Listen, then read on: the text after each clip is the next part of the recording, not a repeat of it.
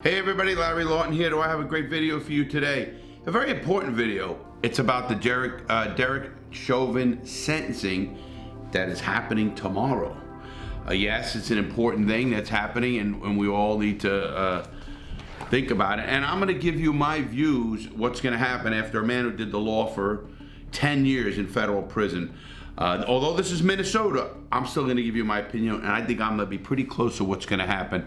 And you're gonna hear a bunch of stuff, good and bad, so like it or not, it's coming. Before we get started, please check me out on YouTube programs, member programs, check me out on Patreon member programs. Let's delve into the sentencing of Derek Chauvin, the police officer in Minnesota who was convicted of second-degree murder, third-degree murder, and also second-degree manslaughter. That's the charges. I went and I took both briefs. I went and looked up both briefs. Now, on sentencing issues, and this is what we're gonna do. He's already convicted, so I'm not gonna rehash the case itself, how bad the case was, which I thought it was. And there isn't a cop I know that say what he did was right or even justifiable in any way. So this has nothing to do with his conviction.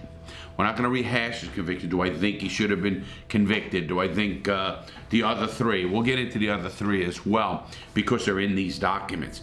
Well, I read what they call the sentencing memorandums or the sentencing motions, what the prosecutors want and what the defense wants. Like I said, he was convicted on second-degree murder, third-degree murder, and second-degree manslaughter. And I'm gonna go over each one of those and what they mean and how Minnesota is gonna handle sentencing and what I think is gonna happen. You're hearing people say, oh, he's gonna get life, he's gonna get the life. I don't believe that. We're gonna know tomorrow. And when we do know, I'm gonna see how close I was. I believe he's gonna get somewhere between 20 and 25 years. That's my belief. I have no clue. This video is done before the sentencing. We're gonna see how close I was. And I'm gonna tell you why I came up with that and why I think it's right and what the aggravating factors and what a downward departure. Now, if you go and research, first of all, let me explain, and I'm gonna put these up on the board also, what the sentencing guidelines are. When you get sentenced after a crime, the first thing that happens is they have a probation department do what they call a PSI, pre-sentence investigation. And in that PSI, they do everything. They go back to your criminal history. They go back to the crime itself, the levels. And they actually have a table they use. And on the top of the table, it's your criminal history. When I was convicted, I had a criminal history of 3. I wasn't my first offense. It wasn't my first interaction with the law. Now, what that means is you could have a DUI, and that might increase your criminal history. Instead of being a 0, like Derek Chauvin is, that might be a 1 or a 2, depending on your crime, or your criminal history. I had a criminal history of 3. Derek Chauvin has a criminal history of 0. Now, you know, when I was reading that, I said, you know, is it just because he was a cop and he got away with a lot of shit? That happens, obviously. Now, Derek Chauvin was convicted, we know that, by a jury of his peers. Nobody's complaining that was wrong or unjust. So we're all putting that aside that we know he's a convicted, he is convicted, and he will be a convicted felon. Now, next is how long is he gonna go in jail? On the top of a column is criminal history. So that's what you did wrong in your life. Did you ever, you know, and it can go all the way back to 18. Now, they're not allowed to use juvenile. But they'll know about it. And believe it or not, the PSI, I don't know how they do that, and they might even use that as a character thing, but I don't think so. They're not supposed to anyway. So it's everything since you were 18 years old, and it could be DUIs, it could be check forgery, it could be whatever it is. It could be another violent offense, and you can go all the way up to a 6 or more. And obviously, in any chart, your criminal history is here, your offense level is here. Right here. Now, on your offense level, it goes to the crime. Obviously, Derek Chauvin's here is murder in the second degree intentional. He didn't get that. He got murder in the second degree unintentional. Murder in the third degree depraved mind. This is what he got convicted of. And he also got a manslaughter charge. So, and the manslaughter charge doesn't get used in these charts. What they use in these charts is the highest degree of felony you were convicted. Obviously, second-degree murder, unintentional, is what Derek Chauvin was charged and convicted with in a court of law. So now, in his case, Derek Chauvin is criminal history 0, and the charge right here is the second one down the line, and his is a sentencing guideline of 128 to 180 months. And it's so funny because, you know, when I was convicted, I got 144 months. And, you know, you think, oh, 144 months. Well, it's a fucking, go start adding that up in years. Mine was 12 years. If you go to Derek Chauvin, you go to his guidelines. Now, the judge doesn't have to do this. I'm going to get into that in a minute. His is 128 to 180 months, which is 128 months is 10 and a half years, a little over 10 and a half years, or 180, which is 15 years. Normally, in sentencing guidelines, on a normal case, no high profile, no anything, you go in the middle of the guidelines. If there's no other factors involved. Now, his factors, that's 150 months is what Derek Chauvin is probably normal person would face, which would be 150 months, which is 12 and a half years, maybe almost 13 years. Now, when you do that, the PSI is what's going to say, the pre-sentencing investigation. Well, the pre-sentencing investigation and beforehand, the judge also said there were aggravating factors in this case. Now, what that means is every judge gets as much information for a sentencing as they can, and then they go off that. And then they do what they call upward or a downward departure from the sentencing guidelines. What that means is, like most cases in the federal system, you see, oh, he got a downward departure. They usually get a downward departure because they rat. It's called a 5K1, which is before sentencing. So he ratted, he tells on this guy, that guy, and, you know, normal case, he's a drug dealer, and he's going to tell on this one, this one, this one, and they give him what they call a downward departure, which means the judge departs from the guidelines and can give him anything he wants. In this case, this judge can give him anywhere from probation to life. The judge can do that. Now, normally, a judge doesn't go too much outside the guidelines unless there's a lot of aggravating factors. A lot of people said, oh, why is he going to get a lot of time? Is because they qualified 4 things for aggravating factors in this case. But I'm going to go over all 4 because this is where the sentencing comes in. First of all, the first aggravating factor is abuse of a position of trust and authority.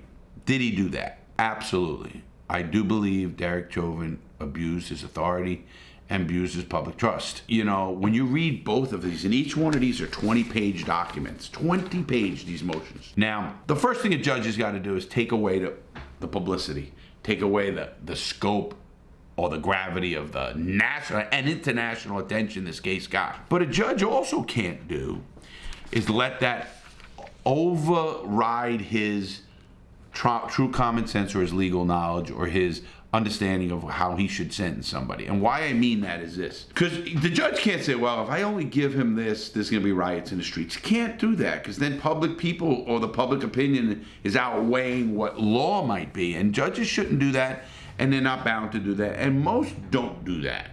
Most, I feel, pretty much follow the law and what they know. Now, this judge has been on the bench, I think, 14 years. So he's not a rookie judge. He's not 2 years into it, and he hasn't had a case.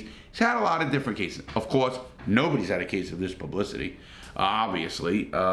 So he has not much to go on but his knowledge of the law and what he should do and what he shouldn't do. And that's where these motions come in. One from the prosecutor, one from the defense. And they're going to fight each one of them.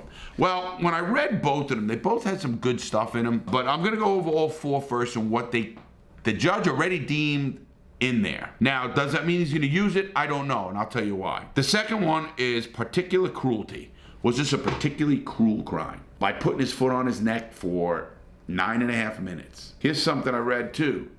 At about 7.5 minutes, even less, 7 minutes, one of the cops says, I can't feel a pulse. You know, wanting him to get off, I can't feel a pulse. Why doesn't he get off his neck at that point?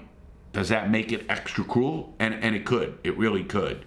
Now, Derek Chauvin also didn't start the case. He wasn't even the original officer needing assistance. He was the cop that came on the scene when the cops couldn't control George Flyod in the car. Now, let me give you George Floyd's point of view. I understand him because I think I think they would have to call other people to do that to me too, from being claustrophobic at that point when I have a mental condition. And obviously he did too. Now, nobody wants to be arrested, but we process the whole system the way we know it, and we know how bad it is, so we have a little bit harder time accepting what might or we think could happen to him. Obviously, also, George Floyd on the floor with a knee on his neck saying, I can't breathe, I can't breathe. Help me, I can't breathe, I'm gonna die. Says these words. Why doesn't Derek Chauvin get off his fucking neck? I mean, only Derek Chauvin can tell you that. That's a big factor because it is a cruel crime. Now, more cruel would be torturing a person. But a lot of people say this was torture. Asphyxiation is torture, man. I think if you shoot him in the head and he's dead in 30 seconds, that's a lot less cruel than putting your foot on his neck and literally getting the air out of him and he's dying asphyxiation. It's like kind of, you ever think of people say, wow, how do you die?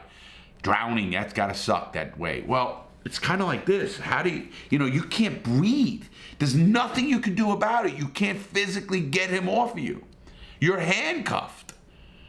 I mean, the gravity of that really hits me because there's no reason this should have happened. None. There's no, but I'm not going to get a case. I'm going back to the sentencing. The next aggravating factor they agreed on, the presence of children. Well, there were 4 kids that were watching this crime. Now, the defense will say they were there, they could have left, it could be anybody there, and the prosecutor saying that's not how the law states. But I'm going to go with the defense on this. Police do work in front of a lot of people. Anytime a kid is looking on, is that in the presence of a kid? I could see if the kid was next to the cop and the cop said, don't move, I want you here, and then watches his kid die. That's in the presence of a kid or a minor. I think that would be a whole different animal than just them being on the street. I mean, at what point do you say there are people there? If this ever happened in an apartment complex and it was down in the middle of the complex, and you look up and there's windows everywhere, how do you know a kid's not watching? They're saying, oh, it's going to affect kids for the rest of it. It's going to affect a lot of people. What they saw on TV is going to affect a lot of people. But I'm not buying that totally because these kids watch GTA and killings and everything else, and is that affecting them? I really don't know. Yes, if they saw it and they heard it and they could hear him scream, I don't know how close they were. I think that's a stretch. I really do. I'm not knocking kids, but I give kids more credit. That was a traumatic situation for anybody who was watching it. Anybody. There was a firefighter who wanted, a off-duty firefighter who wanted to intervene, and he could. That's traumatic for him. It's totally traumatic for everybody that was on that street watching that. I mean, there's no question about that. It was traumatic for anybody watching it on TV. When I saw it and I found out the minutes and everything else that happened, it's like, are you fucking kidding me? I mean, listen, the situation blows you away. It's hard for me not to talk about it, even though I'm not trying not to. And the fourth one, aggravating, is part of a group with active participation of at least 3 other persons. That's another one I don't buy because they're saying the other 3 cops were part of the crime. First of all, the other 3 cops are not even convicted yet. Not convicted. Innocent until proven guilty. I'm going to say this, and it might uproar people. I don't know the extent of the participation of the other 3. Now, yes, there was somebody helped hold him down. Somebody helped get him out of the car. There was one guy that was watching that nobody else interfered. Is that really like a gang, gang of gang members around somebody, and they're all, kicking the guy, or they're all watching that another gang member don't come, and if he does, they beat him up or something like that. Every time a cop goes to a situation, you can then say, well, it's participation of 3 or more. I don't buy that one. I really don't. I think they're going to be convicted or whatever they're going to do, and I really even have a hard time convicting the guy who was on the job for, what was it, a week or a day, or he's on training with, and Chauvin was his training officer and all of that. It's really hard for me. Now, I have other cops tell me, Larry, no. Common sense has got to prevail. And they had to either push him off or do something or, try to help in some more ways involved. I don't know. He's the senior man on it, or he was doing it. I mean, if a cop pushed Derek Chauvin off of him, that cop wouldn't be a cop anymore, number one. Because all of a sudden, no, he didn't die and anything. He said, why are you interfering with me? He was struggling. There could be a whole other shit, and the guy with the video is not going to be showing it. They don't care anymore. So I don't buy that one. I'm not buying the last 2. The last 2 aggravating factors, I'm not buying. That's why I don't think he's going to get more than 25 years. Because Larry Lawton, puts it in the fact of if you gave 4 or 5 years for every aggravating factor, and it's not even that, there's no set system. You could do 1 aggravating factor and get a life sentence. Or you could do 5 of them and get no extra time. It's what that judge believes, and it's what that judge thinks is going to be a just sentence. And in both of these memorandums, they come up with great arguments. But in my mind, the group argument's not a great one, and the kids is not a great one. Cruel, there's no question. You don't put your foot on somebody's neck for 9.5 minutes, and somebody says that's not cruel. That's fucking cruel. And you're totally, you're violating public trust. How can't you be violating public fucking trust? Think about that. Just saying in their briefs also, Derek Chauvin asked for a downward departure because his criminal record and probation is being a product of a broken system. That's a great one. Well, they're not wrong, but he is the system. And so that's like saying I did my crime because I'm a product of a broken jewelry robbery system or a jewelry security system. Or Larry Lawton was abused as a kid, so now Larry Lawton has the right, or because I come from a broken family, I didn't totally, you know what I mean? Or anybody can say, oh, I come from a broken family. Now, that can be a factor. It can be a factor. Downward departure can definitely happen because of that. I don't buy it, especially on this case, not in the police system. Now, if you would have complained about the police system the whole time, you were 19 years a cop, Chauvin. If he would have been fighting the system, trying to make it better, he was, a person that was, telling, no, we should do better with this, do better with that. We shouldn't do this. First of all, he wouldn't have did that. And then he has a case of he had to follow the system, and it was a broken system, and he just went along with the system. He didn't fight the system. He's part of the system. He is the system. So, go fuck yourself on that one. There ain't no way do I believe that should be a factor. When I read that, I got a kick out of that. Or he has a preliminary diagnosis of heart disease. So does fucking everybody. Anybody who eats fucking too much fucking meat and their cholesterol's a little high is going to have a pre-diagnosis of a heart condition. So that's a real stretch, that one. So they're saying his life expectancy is lower, and he's in his prime years, so he shouldn't lose those. Are you kidding me? Where are you coming up with this? I think they were just stretching. They did say another thing, that he's going to be a target in prison. Yes, Derek Chauvin can't go to a regular prison. He's going to be in what they call a WITSEC, or a PC prison, protective custody, or a witness protection, or something of that nature. I don't know how that's even going to go with him, because I don't think a lot of law enforcement like what he did. Obviously put a bad name on them. Do I think he's going to have a hard time in prison? Absolutely. Do I give a fuck? Absolutely not. Not at all. Not after what you did to someone. I don't know how you could do that thinking there was going to be no consequence. I don't know if he had a brain fucking aneurysm during this shit or whatever, or evil just fucking took over. Is he an evil person? I don't know him well enough. I didn't read the actual PSI. Nobody has except the judge. When they present it, nobody's read that. So I don't buy that aspect of him. I just can't see, and I can't foresee Derek Chauvin not getting, in my opinion, the 150 months. I think the judge is going to sentence him maybe to the high end of the guideline. Could go to 180. But I think he's going to go to 150, and then he's, personally, this is how I think whether he does it out and open or not, how he's calculating in his brain, because that's how I would do it. I would give him, say, okay, it's a regular crime. What would I do with a regular person? What would I do with a regular person with the exact same stuff?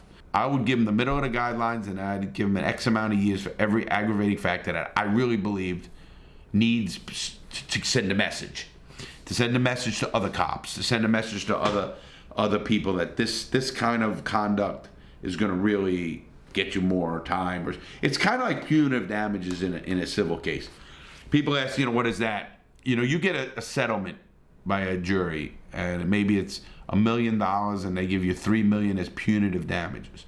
What that is that punitive damage is to send a message to the company, hey, don't do this. Change your ways. Don't fight this kind of case, because you're going to get hit with a penalty. That's punitive damage. I'm looking at aggravating factors in the same light.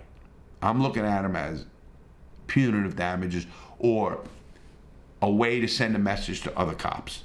listen, do your job. Do your job right, and nothing will happen. And I believe in that. I don't like to put cops on a bad plane anyway, because I think sometimes they get a bad rap, especially the good ones. Now, people are looking here saying, what does Larry know? Larry did the law for 10 years. Larry knows all about sentencing guidelines. Larry understands how laws and what they mean and how they're interpreted. In fact, one judge friend of mine says, Larry, you're one of the best federal guys I know. You know the law. Well, I studied it for 10 years. Now, Derek Chauvin's lawyer didn't give me any reason to come downward depart. He says he did. He came up with some stuff that I thought was bullshit. You know, he says, oh, he's an upstanding member of the community and he's got a zero criminal history. Well, that's reflected already. The zero criminal history is that's not a downward departure reason.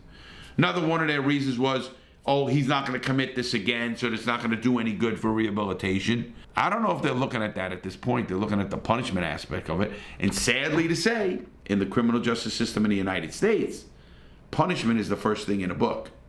It's not even rehabilitation, which is something I disagree with, but it is about punishment.